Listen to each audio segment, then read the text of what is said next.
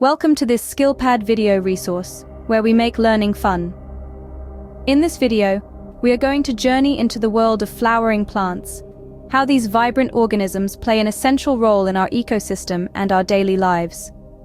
From brightening our landscapes to providing the oxygen we breathe, not to mention the fruits and vegetables we eat, plants are indispensable in our lives. At the heart of these flowering plants lie two major systems, the root and shoot systems. The root system, mostly hidden underground, is the plant's life support system.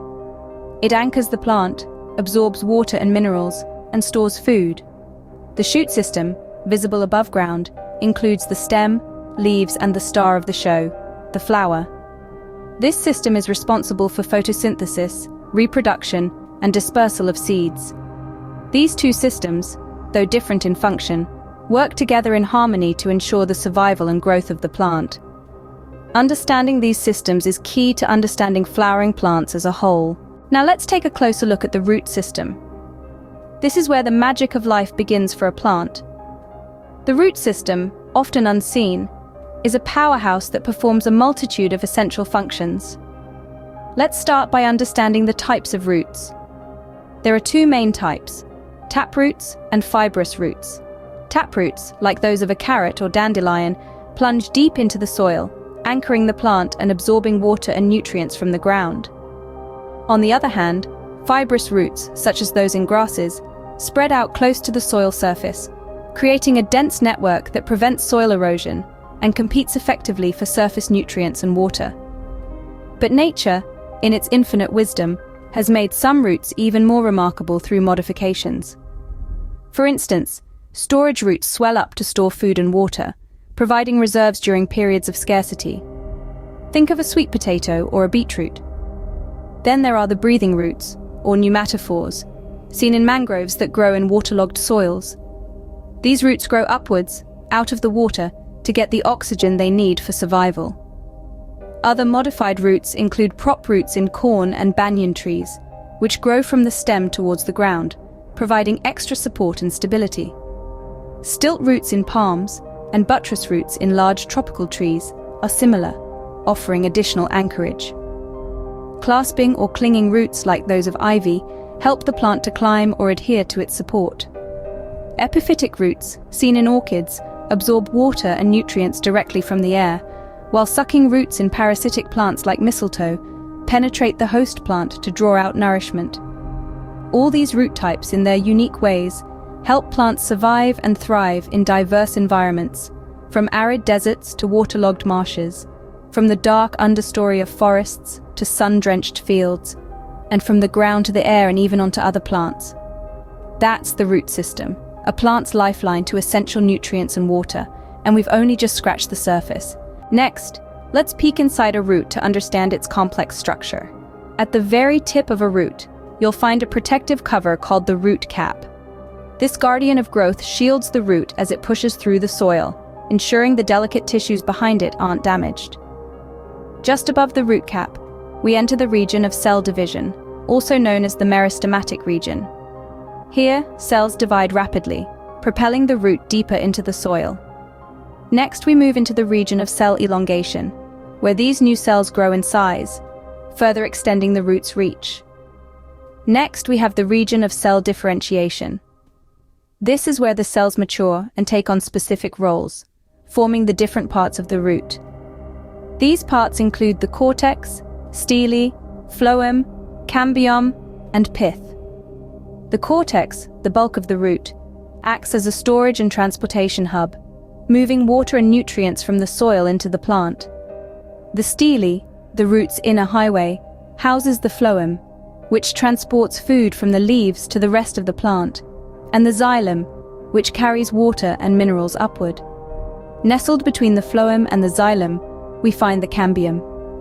This layer of cells is a source of new growth, contributing to the root's thickness. Finally, at the very core of the root, lies the pith. This central tissue stores and transports nutrients throughout the root. Now, if we compare the roots of monocots and dicots, we'll notice some differences.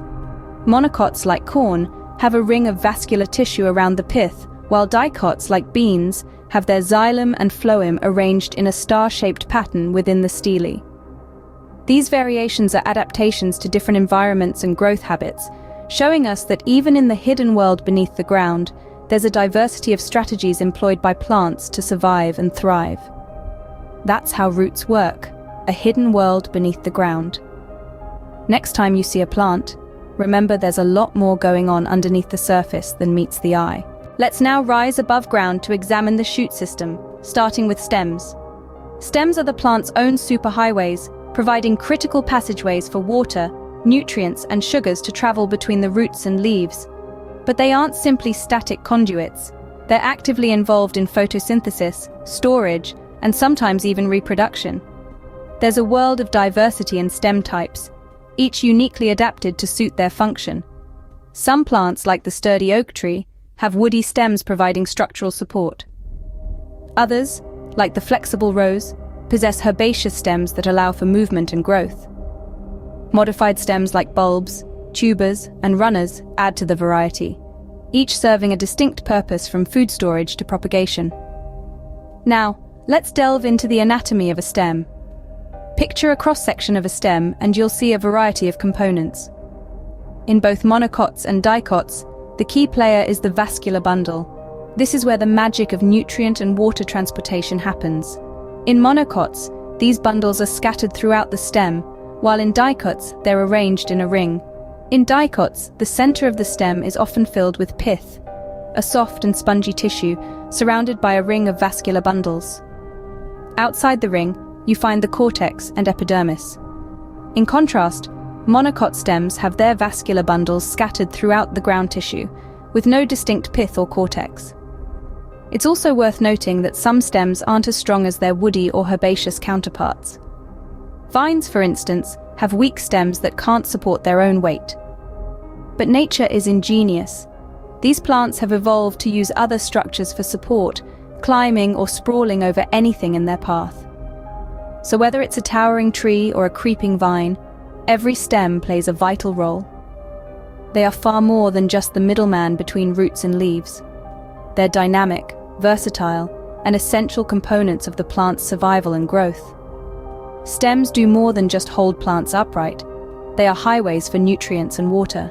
Now let's look at the flower, which is the plant's reproductive organ.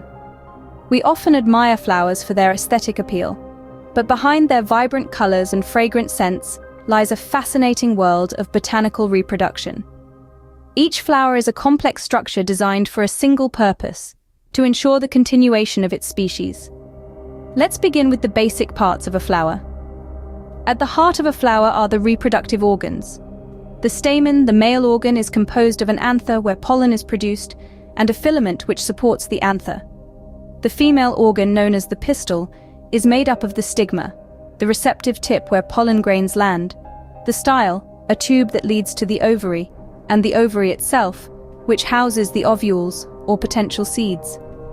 Surrounding these organs are the petals and sepals.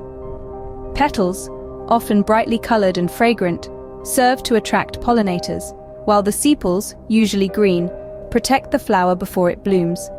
Some flowers also have specialized structures such as nectaries, which produce sweet nectar to lure pollinators, or bracts, modified leaves that can serve various functions, from protection to attraction. Now let's talk about pollination. Pollination is the process of transferring pollen from the anther of a stamen to the stigma of a pistil. This can occur in two main ways: self-pollination and cross-pollination. In self-pollination, the pollen from a flower's stamen is transferred to the stigma of the same flower or another flower on the same plant. This guarantees reproduction, but limits genetic diversity. Cross-pollination, on the other hand, involves the transfer of pollen from a flower on one plant to a flower on another plant of the same species. This increases genetic diversity, which can make the species more resilient to changes in the environment. But how does a flower ensure it gets pollinated? Well, flowers have developed a multitude of adaptations to attract their preferred pollinators. For example, flowers pollinated by bees often have bright colors and sweet scents to appeal to the bees' senses. They also have landing platforms and nectar guides, lines or patterns that lead the bee to the nectar, and in the process, cause it to brush against the anther and stigma. Flowers pollinated by birds, on the other hand, are typically red or orange, as these are the colors most visible to birds, and their nectar is usually deep within the flower, requiring a long beak for access. Flowers pollinated by bats or moths, which are active at night, are often white or pale-colored, making them more visible in the dark, and they emit strong, sweet or musty scents to attract these nocturnal creatures. So, as we can see, flowers are more than just pretty faces. They are crucial for a plant's reproduction. Each petal, each scent, each color is a carefully crafted strategy to ensure the survival of the species. They are nature's testament to the beauty of life and its relentless desire to continue. Lastly, let's take a closer look at the fruit, the role it plays and how it is adapted to attract agents of seed dispersal. Fruits are the mature ovary of a flowering plant, encompassing the seeds within. Their primary purpose? To protect the seeds during development and to assist in their dispersal. Now, isn't that fascinating? Think of fruits as a plant's travel agency, with one mission on their agenda: to get the seeds as far away from the parent plant as possible. This is critical because it reduces competition for resources like sunlight, water, and nutrients. Plus, it provides seeds the opportunity to colonize new habitats, and hence, ensure the plant species' survival. So, how do fruits achieve this? Well, they're adapted to it in some truly ingenious ways. Let's dive into a few examples. First up, we have wind-dispersed fruits. These are lightweight, often possessing wings or hairs, to enable them to float on the breeze. Dandelions and maples, with their parachutes and wings, are prime examples. Next, we have water-dispersed fruits. These are buoyant, designed to float on water currents. Coconuts, with their thick, fibrous husks, are a perfect example, capable of surviving long sea voyages to colonize distant shores. And then we have those fruits whose seeds are dispersed by animals. These are succulent and sweet, and often have bright colors and give off a sweet, enticing scent to attract these agents. Others, like blackjack seeds, have sticky hairs which attach them onto animals. In conclusion, reflect on the complexity and beauty of flowering plants, starting from the root system, the plant's lifeline, which draws nutrients from the earth. We explored the intricate anatomy of roots and how they adapt to meet different needs, from storage to breathability. We then traversed upwards to the stem, the plant's backbone, holding up the entire structure while transporting nutrients and water. We marveled at the differences between monocots and dicots, and how each is perfectly suited for their functions. In the heart of it all, we discovered the reproductive organ, the flower. We learned about the intimate dance of pollination, and how flowers have evolved to attract their specific pollinators. Finally, we celebrated the fruits, the plant's legacy, adapted for seed dispersal to ensure the continuation of life. Indeed, our world would be incomplete without flowering plants, for they not only provide the food we eat, but also contribute to its beauty and ecosystem in general. Thank you for using this SkillPad video resource. We hope it was enriching. Go ahead and check out other video resources from us on this platform. We hope to see you again soon.